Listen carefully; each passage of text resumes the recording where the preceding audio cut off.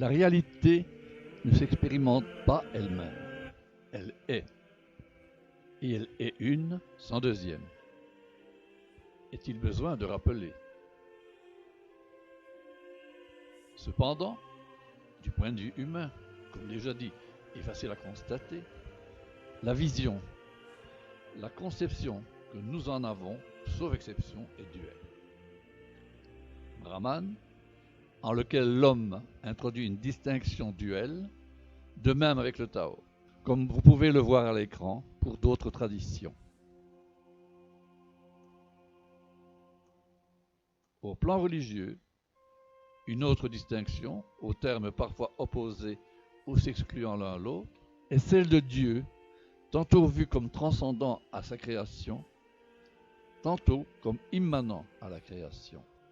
Dieu, concept duel, car il est soit envisagé comme identique à la réalité une, soit envisagé comme la réalité produisant l'univers. Cet univers étant lui-même vu tantôt comme non autre que la réalité, tantôt comme différent d'elle. L'erreur, si vite commise, est de faire de la réalité quelque chose ou quelqu'un. C'est ce qui se produit en faisant de la réalité absolue un Dieu créateur de l'univers, création remplie de ses créatures, dont l'homme considéré comme ayant un libre arbitre. Et trop souvent, la réalité est même réduite à ce Dieu créateur et même s'efface dans cette conception.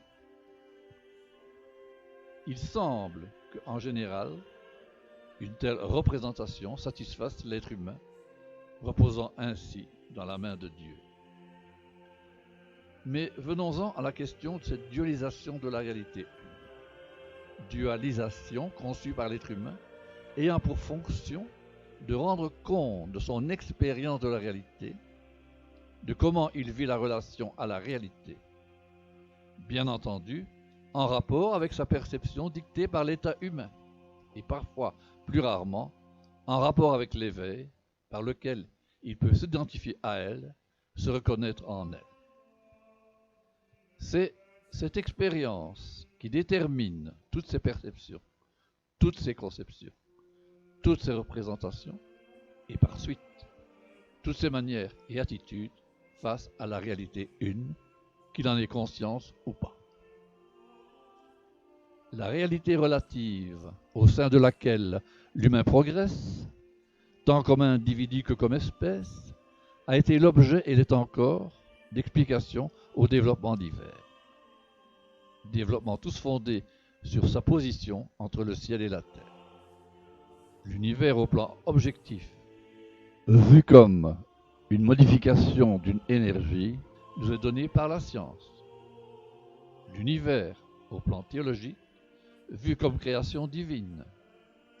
L'univers au plan philosophique, vu comme expression d'une force. Maya, vertu, le T du Tao Te Ching. Cet univers est considéré comme dépendant d'un principe, d'une loi universelle ou d'un ensemble de lois, conçu comme maintenant l'unicité de tous ses composants qui évoluent entre la terre et le ciel. La distinction terre et ciel est une dualisation du principe 1, principe de la réalité relative, par suite de la dualisation de la réalité absolue, comme nous l'avons montré plus tôt. Fin de la première partie.